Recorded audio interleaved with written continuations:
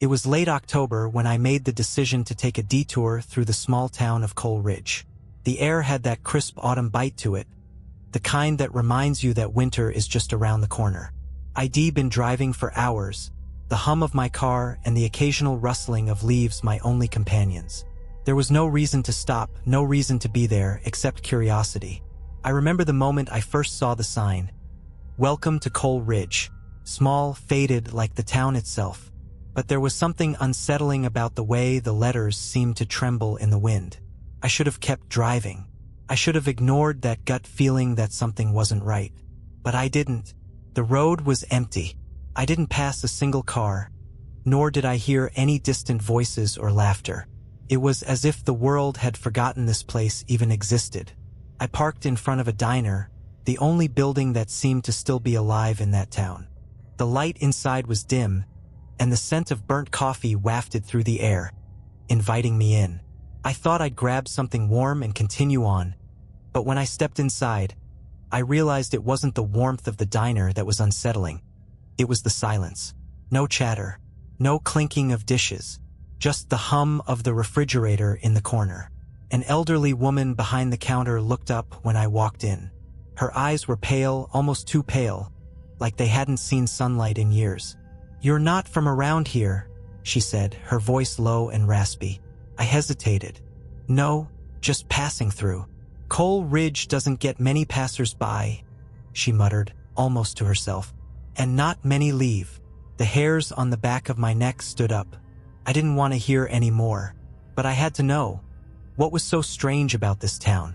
I sat at the counter and ordered coffee, trying to ignore the creeping sense that something was terribly wrong. It wasn't until I noticed the newspaper clippings pinned to the wall behind the counter that I started feeling the weight of unease pressing down on me. The pictures were old, the edges curled and yellowed.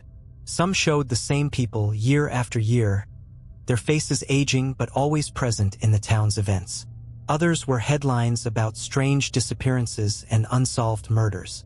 "Been a long time since anyone from out of town came here," the woman continued, wiping down the counter. "You'd best be careful. People disappear around these parts. People you wouldn't think are worth noticing." I stared at her, trying to make sense of her cryptic words. Disappear? The woman's eyes flickered for a second, like she had seen something, or someone, behind me. She didn't answer, but the way she stood there, frozen, told me more than any words could. The door to the diner creaked open. A tall man, his face obscured by the brim of a worn-out hat, stepped inside. He didn't speak a word to me, but I felt his presence as if it filled the entire room. His boots scraped across the floor, heavy and deliberate. Without even looking at me, he sat at the farthest corner booth and folded his hands in front of him. The woman behind the counter gave him a nod, her lips pressing into a thin line. She didn't say anything else to me either, and for the first time, I felt the full weight of the silence around me. I should have left then, but something about the town, about the people, held me there. I finished my coffee, paid the woman, and stepped outside into the cold night air. The streets were eerily quiet, save for the occasional gust of wind that rattled the windows of the buildings around me. As I started my car, I caught a glimpse of the man from the diner in my rearview mirror. He was standing in the doorway, watching me. I didn't know it yet, but I was already in too deep, and Coal Ridge would not let me leave so easily. I didn't sleep that night. Something about the drive through Coal Ridge had unsettled me more than I was willing to admit. The town seemed to linger in the back of my mind, a persistent thought I couldn't shake off. I found myself glancing at the rearview mirror more than usual, half expecting to see that man from the diner lurking in the darkness behind me. The road stretched out ahead like an endless ribbon, but the further I went, the less it felt like I was actually leaving Coal Ridge behind. It was like the town was following me, creeping at the edges of my vision. I tried to shake it off, convincing myself it was all in my head. But that eerie sensation of being watched, of being hunted, gnawed at me. I pulled over on a desolate stretch of highway. The headlights of my car cut through the fog that had rolled in, casting long shadows across the empty road. I had to clear my mind, to get away from the nagging dread that had settled over me. That was when I noticed it, something in the distance, barely visible through the thickening fog. At first, I thought it was just another tree, but as I looked closer, I realized it was a figure standing by the side of the road. A man. The same man I'd seen in the diner. He was standing perfectly still, just outside the reach of my headlights, his face hidden beneath the brim of his hat. There was no way he had followed me this far. No way he could have appeared out of nowhere like that. I didn't know what made me do it, but I rolled down my window. A chill swept in, the kind that cuts straight through your bones. The man didn't move. He just stood there, silent as a tomb. "Hey!" I called out, my voice trembling. "Are you okay?" He didn't answer. The only sound that came from him was the slow, deliberate scrape of his boots against the gravel. Something about that sound was so unnatural, like it was too measured, too deliberate. I should have driven off, but I couldn't move. My foot hovered over the accelerator, my entire body frozen with the strange sense that I was meant to do something. Something that I didn't understand. Without warning, the man stepped forward. His face, finally visible under the faint light of the car, sent a jolt of fear straight through me. His eyes weren't just empty. They were wrong, hollow, as if someone had taken the life from him, leaving only a shell of a man behind. "You shouldn't be here," he said, his voice rough, as if it hadn't been used in years. "You don't belong in Coal Ridge." The words hit me like a punch to the gut. I felt a cold sweat break out across my skin. There was something deeply unsettling about the way he spoke. It wasn't a warning. It was a fact. "I'm just passing through," I stammered, my heart pounding in my chest. "I'll leave. I don't want any trouble." The man's lips twisted into a thin, almost mocking smile. He took a slow step closer, his movements unnervingly fluid, like a predator closing in on its prey. "You don't leave once Coal Ridge claims you," he said. "You become part of it, whether you want to or not." I backed up, my hands shaking as I reached for the gear shift. My car engine roared to life as I slammed my foot on the pedal, tearing down the road. The man didn't chase me. He didn't need to. His presence, his words, followed me like a shadow I couldn't outrun. I didn't stop until I was miles away from Coal Ridge. I pulled off onto another highway, gasping for breath. The world outside my car was quiet, peaceful even. But I knew the man's words had been true. Coal Ridge didn't let go so easily. And something, or someone, was waiting for me there. It's funny how fear works. You'd think after what happened, I'd do everything I could to stay away from Coal Ridge. But the more I tried to put it behind me, the more the town seemed to pull me back. It's been weeks since that night. I haven't been able to sleep properly, and no matter where I go, that man's face, those hollow eyes, haunt me. I keep telling myself it was just my mind playing tricks, that the town's strange energy had gotten to me. But I know deep down it wasn't just my mind. It was real. I tried to move on. I tried to put the whole thing out of my head. But then it happened. I saw the name again. Coal Ridge. It was in a news article. At first, I didn't think much of it. Small towns have their share of oddities. But the more I read, the more my heart sank. The headline said, "Another disappearance in Coal Ridge." Beneath it, there was a description of a woman who had been reported missing, last seen driving through the area. There was no sign of a struggle, no clues, just an empty car parked near the same diner I had visited. I couldn't ignore it anymore. I had to go back. I had to find out what was really happening in that town. I thought maybe I could get answers. I thought I could walk into the diner, confront that woman, and ask her about the man. What did he mean when he said, "You become part of it"? I had to know.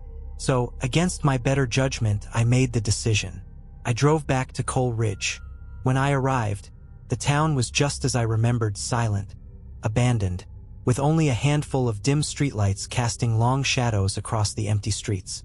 The diner was still there, though it looked even more run down now. A rusted sign hung crookedly above the door. The same strange unease settled over me as I parked in front of it. I took a deep breath, bracing myself, and walked inside. The bell above the door jingled faintly, but the silence inside was even more oppressive than I remembered. It wasn't the emptiness that scared me this time. It was the feeling that I wasn't alone. It was as if the very air had a presence in it. Something watching, something waiting. The woman behind the counter was gone.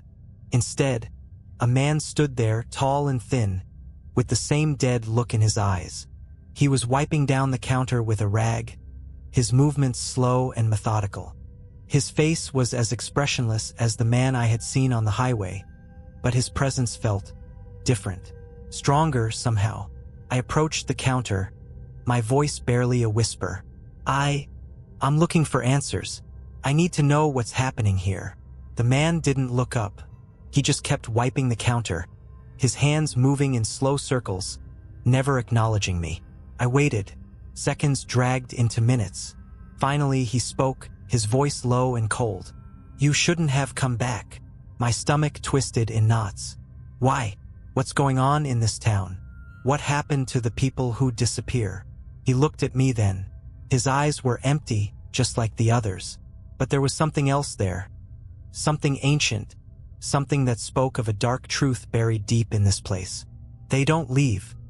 His words were simple, but they hit me like a punch to the chest. Not the way you think. I took a step back, my heart racing. What do you mean? What happens to them? He leaned in, his voice dropping to a whisper, so low I could barely hear him over the pounding of my own pulse. They become part of the town, not just in spirit but in flesh. They're always here, watching, waiting. Suddenly, I felt a cold hand on my shoulder. I spun around. The man from the highway, the one with the hollow eyes, was standing right behind me. His breath was warm on my neck, and his presence made my skin crawl. "You've been marked," he said. "You can't leave now. You're one of us." I tried to scream, to run, but it was like the ground had turned to quicksand beneath my feet. The diner, the town. It all seemed to close in on me, the walls tightening like a vice around my chest. Before I could react, the lights flickered. The room spun, and suddenly the man was gone. I was alone again, but the air felt heavy, suffocating, like the town itself was alive. I stumbled back to my car, my mind racing, my body shaking with a terror I couldn't control. I knew now they were right. I didn't belong in Coal Ridge, and yet somehow the town had already claimed me. I didn't sleep that night, couldn't. The vision of those hollow eyes, the whisper of the man's voice, and the unsettling feeling of being marked haunted every inch of my mind. I thought about leaving again, running far away from Coal Ridge, but deep down, I knew it was no use.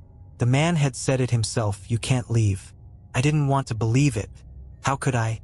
People don't just vanish into thin air. And yet, every moment I spent in that cursed town felt like a piece of me was being drained away. I tried to shake it off, I tried to convince myself it was all in my head. But as I looked in the rearview mirror, something caught my eye. My neck. There was something there, just beneath my shirt. A mark. It was faint at first, almost like a bruise, but as I stared at it, it began to grow. I pulled the car over and scrambled to look at it in the mirror. It wasn't a bruise. It wasn't even a scar. It was something new. A jagged symbol, almost like a brand, etched into my skin. Panic surged through me. This couldn't be happening. This wasn't real. I'd gone to the diner to ask questions, to find answers, and now I had this mark, like some sort of curse placed on me. Part of the town. The man's words echoed in my mind. I pulled away, my hands gripping the steering wheel so tight my knuckles turned white. I had to leave, I had to escape. But the road, the highway, felt different. Felt like a trap. Like no matter how far I drove, the town would always be just a step behind me. It was suffocating, closing in, pulling me back with every mile. The mark on my neck burned, as if it were alive. I couldn't take it anymore. I had to get out of that car, had to get away from the road. I pulled into a small parking lot near the edge of the town, my heart racing. I had no destination in mind. I just needed to breathe, to think. But the moment I stepped out of the car, I felt the change. The air had grown colder, thicker. I was being watched. I didn't want to look, but I couldn't help myself. There, standing across the lot, was the woman from the diner. Her pale eyes locked onto mine, and a small smile crept onto her lips. "You shouldn't have come back," she whispered. Her voice carried on the wind like a ghost sigh. Before I could respond, I heard it, the sound of footsteps, slow and deliberate, behind me. I turned around. The man from the diner, the one with the eyes that had haunted me for weeks, was walking toward me, his steps measured and unwavering. His dark figure loomed in the fog, casting long shadows across the cracked pavement. He didn't need to speak. His presence was enough. "You've been marked," he said, his voice low, almost mechanical. "You'll never leave now, not alive." Suddenly, the world seemed to close in around me. The parking lot, once so empty, was now filled with figures emerging from the darkness. The same hollow eyes, the same dead expressions. The people of Coal Ridge. They were all there, and they weren't just standing in the shadows anymore. They were circling me, closing in, surrounding me. The man stepped forward, his face inches from mine. "You're one of us now," he said, his voice colder than the wind that whipped through the lot. "You don't get to leave once you've been marked. You belong here." I backed away, my body shaking, my breath coming in ragged gasps. My mind screamed at me to run, to escape, but my legs wouldn't move. I was rooted to the spot, like I was part of the town itself, like I had been swallowed whole by Coal Ridge. They moved in closer, their faces now twisted in that same hollow expression. I could hear their whispers in the distance, an unholy murmur of voices that seemed to rise and fall like the wind. And then, just when I thought I couldn't take it anymore, just when the weight of it all crushed me like an unseen hand, there was a sudden, deafening bang. The figures stopped. Their eyes darted to the sound, their heads turning in unison. It was then that I saw him. The man from the diner, the one who had told me I couldn't leave, was standing still, his body rigid, his face expressionless. In his hand, a revolver. I didn't understand. Why would he help me? But before I could say anything, he turned the gun on himself. His finger squeezed the trigger. Bang. The world fell silent. The shot rang out, loud and final. My heart froze in my chest as I watched the man crumble to the ground, his body twitching for a second before going still. The hollow-eyed figures around me didn't move. They didn't flinch. They didn't react to the death of one of their own. They just stood there. For a moment, I thought I had imagined the whole thing. That maybe I was losing my mind, trapped in a nightmare I couldn't wake up from. But the body lying on the ground in front of me was real. His blood seeped into the cracked pavement, dark and thick, like ink spilling across a page. And then one of the figures stepped forward. It was the woman from the diner, her pale eyes glowing faintly in the fog. "You don't understand, do you?" she whispered, her voice like ice. "He didn't want to be part of Coal Ridge anymore. But you don't have that choice. Not anymore." Her words hit me like a punch to the gut. I had been hoping, praying, that there was a way out, that if I just left, just escaped, I could get away from the horror that was Coal Ridge.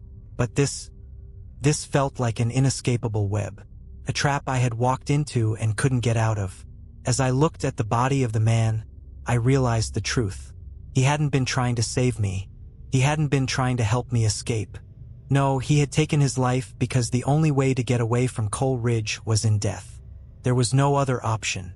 Once the town marked you, you were part of it forever, alive or dead. And that's when I understood the real horror of Coal Ridge.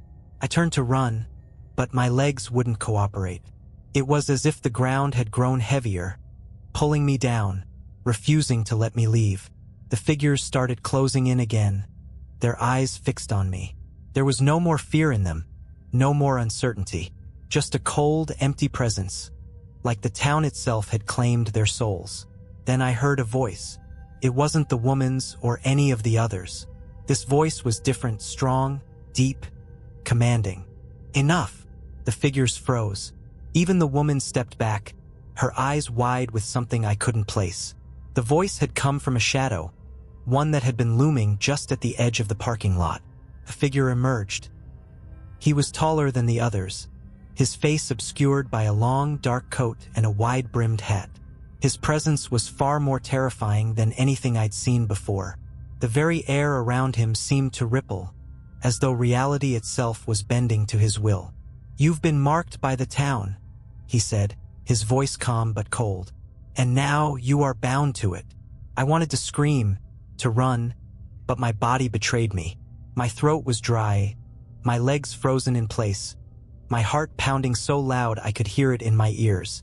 "Coal Ridge doesn't let go of what it claims," the figure continued. "But you can still make a choice." "Choice?" I rasped, my voice barely above a whisper. "What do you mean?" The figure stepped closer, his shadow falling over me like a blanket. "You can become part of this town. Join us, live with us. Your life will be long, and the town will give you power, purpose. It will give you eternity." I shuddered at the thought. Eternity. The same eternity the people in this town had suffered. Their souls trapped in this hell, their bodies bound to the town as it slowly consumed them. "And if I refuse?" I asked, my voice trembling, though a part of me already knew the answer. The figure smiled. It was cold, cruel. "Then you become like him." He pointed to the body of the man on the ground. I didn't need to ask what he meant. The dead man was the only one who had tried to escape the town, tried to escape the curse of Coal Ridge. And now he was gone. I took a deep breath, my mind racing. The choice I had was clear, though it was the most terrifying thing I could imagine. I could join them. I could accept the mark and become like the others, trapped in Coal Ridge forever, or I could refuse and die, my body left behind to rot, my soul trapped in the endless cycle of darkness. But then a thought struck me. If I joined them, would I ever truly be alive again? Would I ever remember what it felt like to be human? Or would I just become another empty shell, another hollow-eyed figure in this cursed town? I couldn't make the decision. Not yet. So I ran. The figure didn't stop me. He didn't even move as I sprinted toward my car.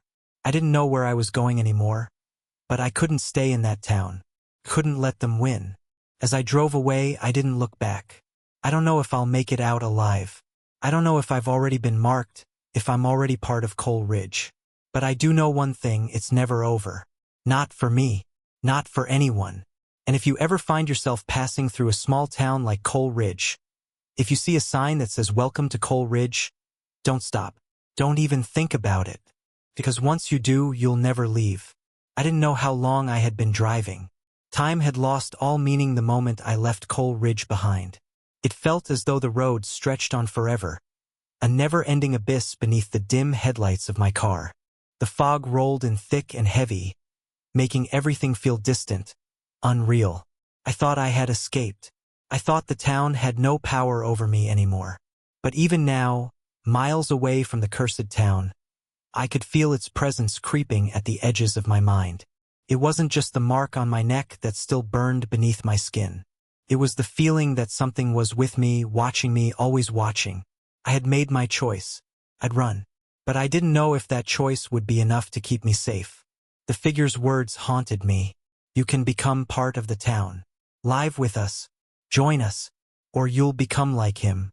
The road twisted and turned ahead, and I could swear I saw headlights behind me, keeping pace. I dared not glance in the rearview mirror. I knew what I would see. The town had followed me. It wasn't just in my mind anymore. It was real. Those hollow-eyed figures, the dead man in the parking lot, they were all with me, inescapable. I could feel their eyes burning into my back, their whispers crawling under my skin. I pulled over to the side of the road, my hands shaking violently. My heart pounded in my chest, as if my very life was being squeezed from me. I didn't know what to do. How could I outrun something like that? How could I fight it? But then something happened. A sudden calm washed over me. I realized, in that moment of stillness, that maybe I hadn't really escaped at all. The mark on my neck began to burn hotter. It was like it was alive, growing, spreading beneath my skin. I could feel it moving, twisting with a mind of its own, as if it were rooting itself deeper into my flesh. Couldn't stop it. Couldn't ignore it. The town had claimed me. No matter how far I ran, I would never be free. And then, the truth hit me. It wasn't just the town that had marked me. It was something older, something darker. Coal Ridge wasn't just a place, it was alive. It had existed for centuries, feeding on the souls of anyone who wandered into its grasp. It had been waiting for me. I didn't want to accept it, but I had no choice. I heard the crunch of tires behind me. Slowly, I turned my head to look in the rearview mirror. The man with the hollow eyes stood there. He was standing on the road, like he had always been there. His face twisted into the same chilling smile he had given me in the parking lot. And with him, the rest of the town's shadows gathered. The woman from the diner, the people who had vanished before me, they were all there. They were all watching. "You can't outrun us," the man said, his voice barely a whisper over the wind. "You've made your choice. There is no escape. There is no life beyond Coal Ridge." I wanted to scream, but the words wouldn't come. I was paralyzed, unable to move or speak. The mark burned hotter, and I realized that the longer I fought it, the more it would consume me. It had already begun. The town had already won. As I sat there in my car, surrounded by the shadowy figures of Coal Ridge, I understood. There was no running, no surviving. The town was an unyielding force, a parasite that would never let go once it had you. It didn't care how far you ran. It didn't care if you lived or died. It would claim your soul, forever. The last thing I remember before everything went dark was the woman's voice, soft and cold in my ear. "Welcome home."